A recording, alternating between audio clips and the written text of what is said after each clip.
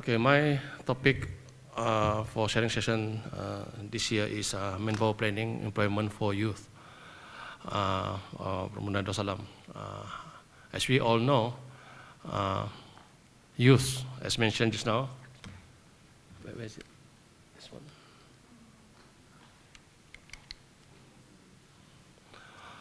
Youth play an important role in the development of the country. In Brunei, there's another ministry or in charge of youth, Ministry of Culture, Youth and Sport, and ours is Ministry of Education. But then again, holistically, when you look at the employment of youth, it always falls on the shoulder of the Ministry of Education. How are we going to align the education of the youth to the employment of ability in Brunei Darussalam? As you know as well from the statistic, whether it's true or not, it surprised us that the data that always been presented is that there is a huge unemployment in Brunei, especially among youth. So we were very surprised because there are about 25% or 20-25% of foreigners in the country. So how is it possible? Then we dig deeper. What are the youth doing after high school, after their O-level? Some of them are able to go into higher education, technical colleges, polytechnic, private sector schools. But then again, some of them don't have the right skill to enter the right profession that is needed immediately. So what the government is doing is creating the Manpower Planning and Employment Council. So as I mentioned just now, it's not only about our ministry. So it was mentioned by His Majesty as well, that to set up this Manpower Council consists of members from all ministry and working committee and secretariat and under the Prime Minister Office and Ministry of Education. So with a holistic approach, looking at employment or skills to address unemployment-related issues effectively and efficiently, it was set up in 2019. So we look into different employability, focusing sustainable employment towards tackling unemployment in Brunei. So we look into 8 factors or contributing manpower and employment issues, like data sources, matching the supply and demand, supply readiness, do we have that, importance of regulation, training capacity, economic growth, mindset of the youth, whether they want to work in industry, for example, wages, transportation, and vulnerable group. We look into all this 8 aspects that could contribute to the unemployment issues. So, under the impact of Manpower Economic Council, 9 focus area deliverables are identified to be implemented and categorized under the 3 main pillars: supply, demand, and enabler. As you can see, there's a lot there.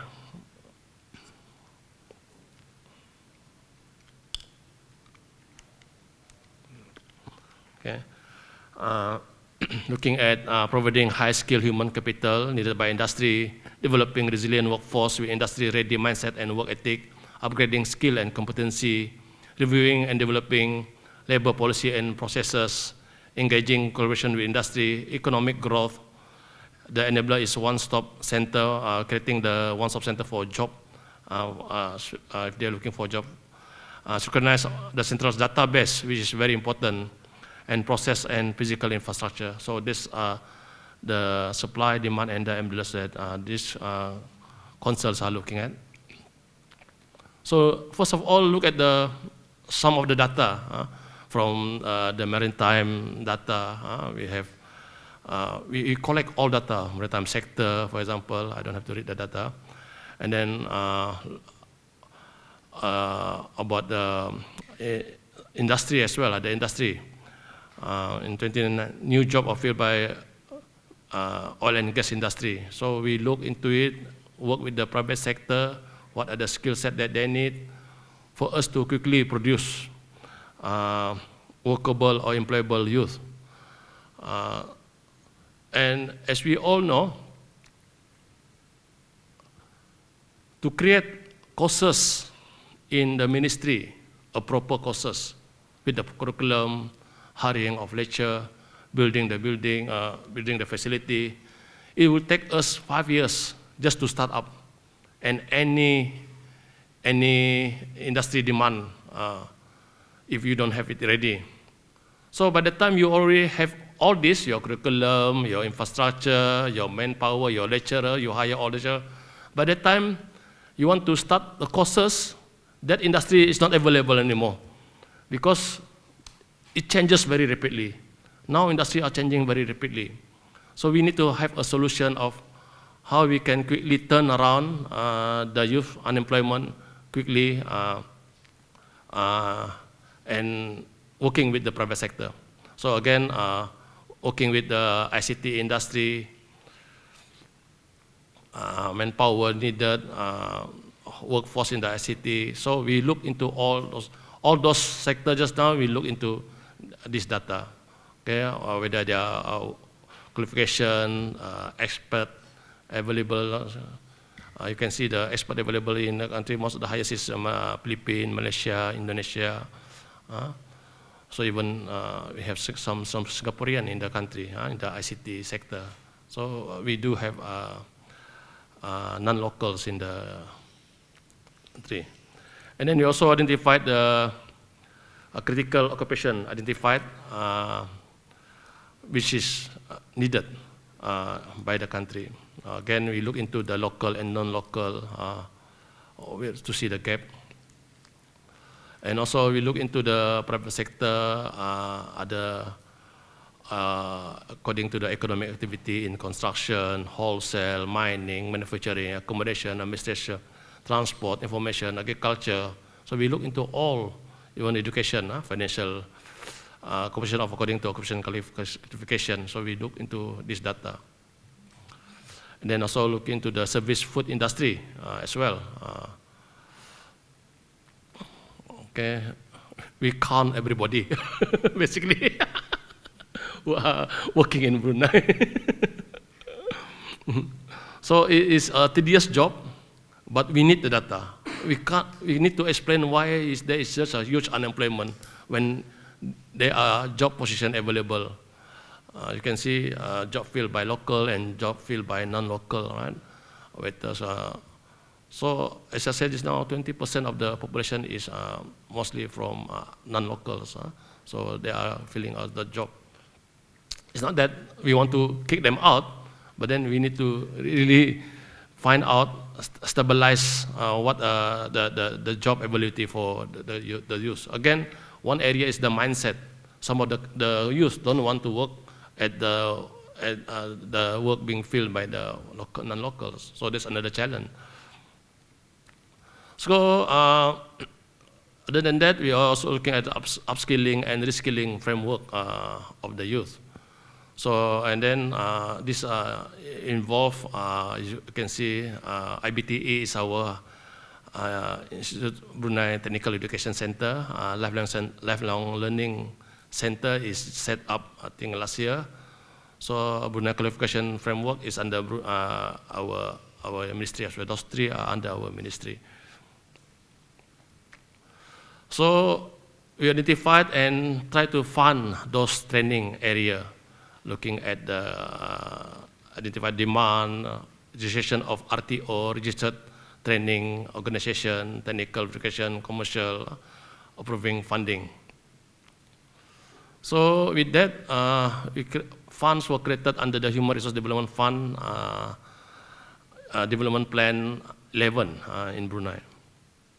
So the funds are available for Skill Plus, SPIN, and Trade Skill, and Growth for Excellence is IRD. SRD is like an apprenticeship scheme or intern scheme where students can enter workforce and they're being paid by the government. I think around $800 per month when they enter that scheme, apprentice scheme. In any organization, private or government, the government will pay the student. And then other than that, Skill Plus program is initiative to learn and grow program by Manpower Planning to assist job seeker and local employee in private sector, including freelance worker, to reskill and upskill their role. So these are available on the Lifelong Learning Center. Again, local job seeker are given a grant of 1,000, so they can select any courses that are available at the Lifelong Center using that grant. And companies who are setting up the courses in the Lifelong Learning Center are given a grant of 15,000 to assist them setting up the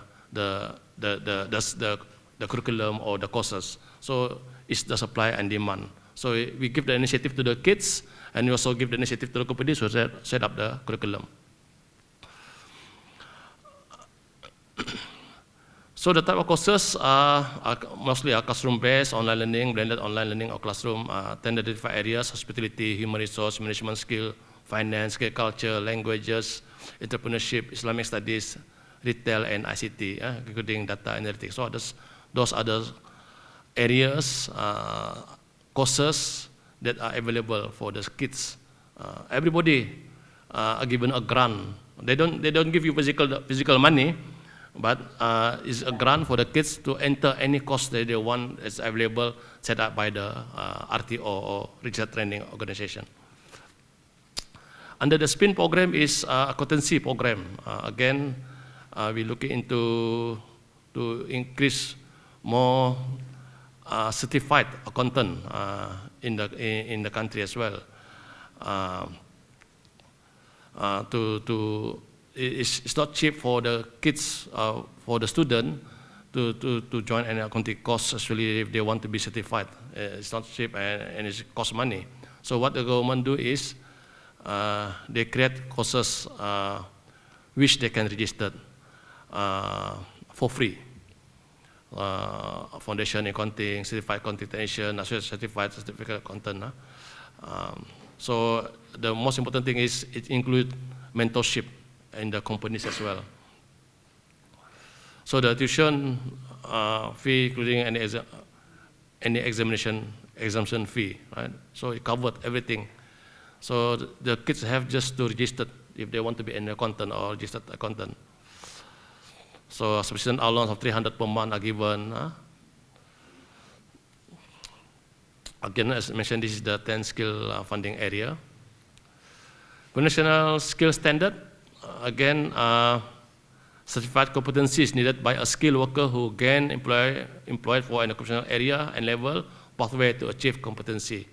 So this is some of the program which is needed by the oil and gas industry: welding level 2, welding level 3, markers, scaffolding, riggers, blast painting.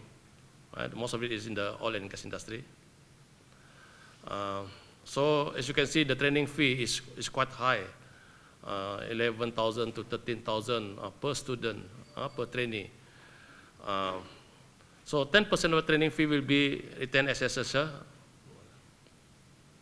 The training fee are benchmark again on the fee of previous program. So we create this as well. So IBTE is our Institute Brunei Technical Education Center.